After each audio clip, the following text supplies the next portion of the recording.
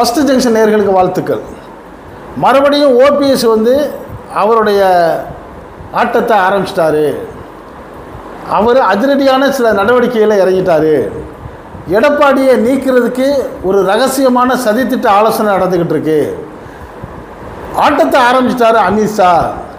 இதெல்லாம் எங்கே போய் முடிய போகுதுங்கிற ஒரு பெரிய குழப்பத்தில் அதிமுக தொண்டர்கள் மட்டும் இல்லாமல் பாஜகவில் உள்ளவங்களும் இருக்கிறாங்க. இப்படி பல புதிய செய்திகள் அப்டேட்டாக வந்திருக்குது.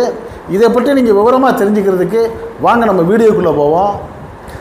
இப்போ ஒரு கரண்டான செய்தி என்னவா இருக்குன்னா, நேற்று முன்தினம் ஒரு நிருபர்களுக்கு பேட்டி அளித்த டிடிவி தினகரன் என்ன சொல்கிறாரு, எங்களுக்கு அதிமுகவில் இருக்கக்கூடிய அத்தனை பேரும் நண்பர்கள் தாங்க, யாருமே எங்களுக்கு எதிரி கிடையாது, முழுக்க முழுக்க அத்தனை பேரும் நண்பர்கள்.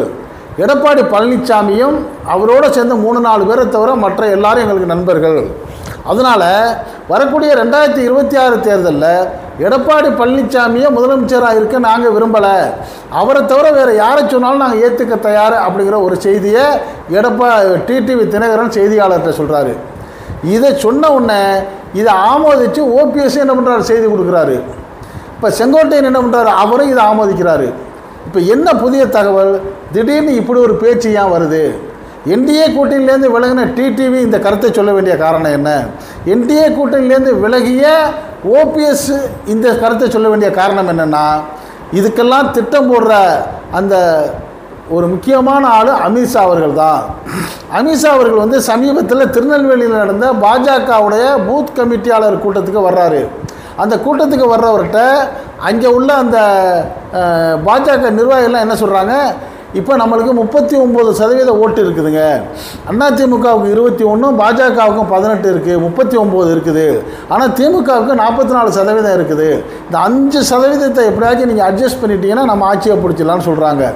இதை கேட்டவுடனே அமித்ஷாவுக்கு ஒரு புது தெம்பு வருது. இது என்ன பெரிய விஷயம், இது என்ன பிரமாதம், செஞ்சிடலாமே, நம்ம ஏற்கனவே பீகாரில், கர்நாடகாவில், மகாராஷ்டிராவில், ஒரிசாவில், டெல்லியில், ஹரியானாவிலலாம் செய்ததெல்லாம் இதுக்கு மேலேயே செஞ்சுருக்குறோம் அப்படின்ட்டு அவர் என்ன கணக்கு போடுறாரு, ஒரு 6-7% இந்த எஸ்ஐஆர்னு சொல்கிறாங்கல்ல, ஸ்பெஷல் இன்வெஸ்டிகேஷன் ரிவர்ஸை என்னமோ அந்த மாதிரி போட்டு ஒரு இந்த சிறுபான்மை மக்கள், முஸ்லீம்கள், கிறிஸ்தவர்கள்லாம் ஒரு 3-4% ஓட்டிலேருந்து நீக்கிடலாம். ஒரு காரணம் ஏதாச்சும் ஒன்று சொல்லி, அந்த எழுத்து விட்டுருக்கு, இந்த எழுத்து விட்டுருக்கு, அந்த அட்ரஸ் இல்லை, ஏதோ ஒன்று சொல்லி இருக்கிறவங்களாம் செத்து போயிட்டாங்கன்னு சொல்லி ஏதோ ஒன்று செஞ்சிடலாம், அதில் ஒரு 3-4% குறைஞ்சிரும். அதே மாதிரி அந்த வட மாநிலத்திலேருந்து வந்திருக்காங்கல்ல, பீகாரில், உத்தரப்பிரதேசம் வந்து அந்த புலம்பெயர்ந்த மக்கள்லாம் ஓட்டில் சேர்த்துடலாம், இதில் ஒரு 2% சேர்ந்துடும். அப்புறம் என்ன பண்ணலாம், இல்லாத வீட்டில் இப்போ எப்படி இந்த கர்நாடகாவில் பண்ணாங்கல்ல, சைபர் நம்பர் வீடு போட்டு அதுக்குள்ளே 80 பேர் இருக்காங்கன்ட்டு, அது மாதிரி ஒரு இல்லாத அட்ரஸை போட்டு உடான்ஸாக ஒரு 2-3% சேர்த்துடலாம், ஒரு 7% சேர்த்துடலாம். இது ஒன்றும் பெரிய விஷயம் இல்லையே. அப்போ 39 46% ஆயிரும். திமுக 44, நம்ம 46 ஜெயிச்சிருவோம்லான்னு ரொம்ப தெம்பாக தான் பேசிட்டு அவர் என்ன சொல்லியிருக்காரு, வரக்கூடிய 2026 தேர்தலில் என்டிஏ கூட்டணி தான் ஆட்சி அமைக்கும், ஜெயிக்கும், என்டிஏ கூட்டணி ஆட்சி அமைக்கும்ட்டார். இதை கேட்ட உடனே எடப்பாடிக்கு கதிகலங்கி இருக்கிறப்ப அவருடைய அந்த கதிகலக்கத்தை கொஞ்சம் குறைக்கிற மாதிரி அண்ணாமலை விட்டு நீ 2 ஆறுதலாக பேசுப்பா அப்படின்னு இருக்காங்க. அப்போ அண்ணாமலை சொல்லிட்டாரு, என்டிஏ கூட்டணி தாங்க, அந்த என்டிஏ கூட்டணி தமிழ்நாட்டில் வந்து அதிமுக தலைமையில் தான், அதில் வந்து ஜெயிச்சா எடப்பாடி தாங்க முதலமைச்சர்னு அவர் சொன்னோன்னே இவர் கொஞ்சம் ஆறுதல், அப்பாடா நம்மளை சொல்லிட்டாங்கன்னு சொல்லி. ஆனால் உண்மையில் என்ன திட்டம் நடக்குதுன்னா, நம்ம இதோட சரியான தருணம் வேறு இல்லை தமிழ்நாட்டில் கால் ஊன்றதுக்கு. அதனால் எப்படியாவது ஜெயிச்சு இங்கே கால் ஊண்டிடணும்.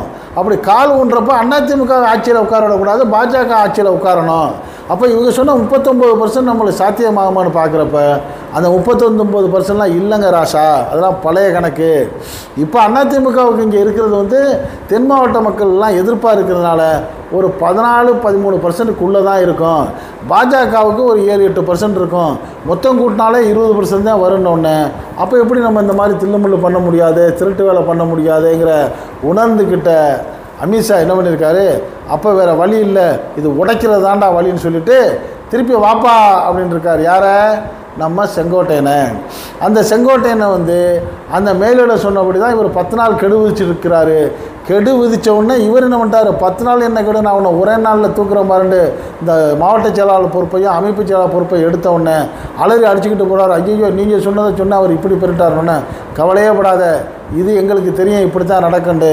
அடுத்து நீங்கள் என்ன பண்ணுறீங்கன்னா, நாங்கள் தான் அதிமுகன்னு நீங்கள் ஒரு அறிக்கையை கொடுத்துட்டீங்கன்னா உங்களுக்கு ஆதரவாக வந்து ஓபிஎஸ், டிடிவி, சசிகலா எல்லாரும் வந்துடுவாங்க.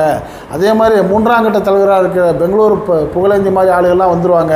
அப்போ அவர்களெல்லாம் சேர்த்துக்கிட்டுன்னு நாங்கள் தான் அதிமுகன்னு சொல்லுங்கள். அப்போ நாங்கள் என்ன பண்ணுவோம், 2 பேரும் சின்னத்துக்கு அடிச்சுக்கோங்க. அடிச்சுக்கிறப்ப தேர்தல் கமிஷனுக்கு வருவீங்க. தேர்தல் கமிஷன் நம்ம ஆள் தானே, அதை நாங்கள் பார்த்துக்குறோம். அப்போ தேர்தல் கமிஷன் என்ன பண்ணோம், ரெட்டை இலையை முடைக்கிறோம். அப்போ அதிமுக எடப்பாடி, அதிமுக செங்கோட்டைன்னு 2 பேர் வருவீங்க. 2 பேரும் பலமிழந்து நிற்கிறப்ப நடுவில் நாங்கள் வந்து உட்காந்துருவோம். பாஜக உட்காந்து நாங்கள் தான் அந்த என்டிஏ கூட்டணிக்கு தலைமை தமிழ்நாட்டில்னு சொல்லி நாங்கள் பார்த்து சீட்டு கொடுக்குற இடத்துல இருப்போம். அப்போ முடிவுகளை தீர்மானிக்கிறது நாங்களாக இருப்போம். வெற்றி பெற்றாலும் ஆட்சியை நாங்கள் தக்க வச்சுக்கிட்டு உங்களுக்கெல்லாம் எங்களுக்கு யார் சாதகமாக இருந்தாலும் அவரெல்லாம் முக்கியப்படுத்துவோம், சாதகமாக இல்லாதவர்கள்லாம் அப்புறப்படுத்துவோம் அப்படிங்கிற ஒரு தகவலை சொன்னோடனே செங்கோட்டையனுக்கு பெரிய ஆறுதல் ஆகிடுச்சு.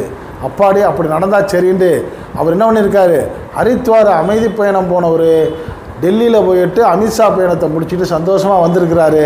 வந்த உடனே இந்த அறிவிப்பை வெளியிடுற மாதிரி தான் டிடிவி தினகரன் சொல்லியிருக்காரு. அதிமுகவில் எங்களுக்கு யாரும் எதிரி இல்லைங்க, எல்லாரும் நண்பர்கள், எடப்பாடி அவரை தவிர மற்ற யாரை வேணாலும் முதலமைச்சராக வச்சுருவாங்க, நாங்கள் ஒத்துக்கிறோம் அப்படிங்கிற தகவல் அவர் சொன்னதை உடனே ஆமோதிச்சு ஓபிஎஸ் பேச இப்படியெல்லாம் ஒரு புது செய்தி வர்றதுனால அதிமுகவில் மிகப்பெரிய குழப்பத்தை ஏற்படுத்துறதுக்கு பாஜக தன்னுடைய வேலையை ஆரம்பிச்சிருச்சு.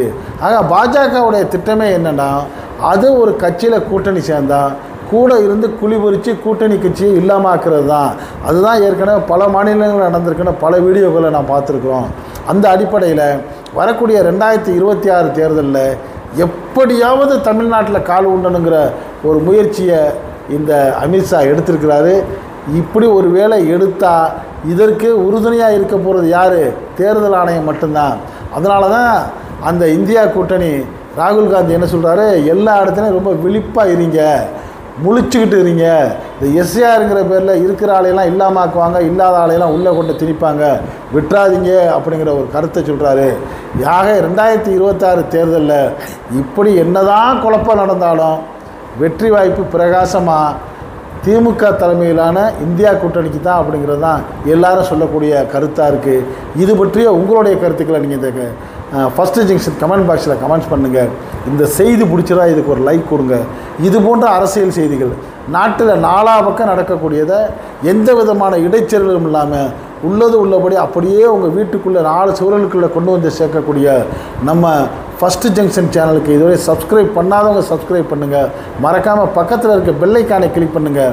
அப்போ தான் நம்ம போடக்கூடிய ஒவ்வொரு செய்தியும் உங்கள் நோட்டிஃபிகேஷன் காட்டும். நீங்கள் விரும்பியதை பார்க்கலாம். என்றும் இணைந்திருப்போம். உங்கள் நண்பன் அஷ்ரஃப் அலி. நன்றி, வாழ்த்துக்கள்.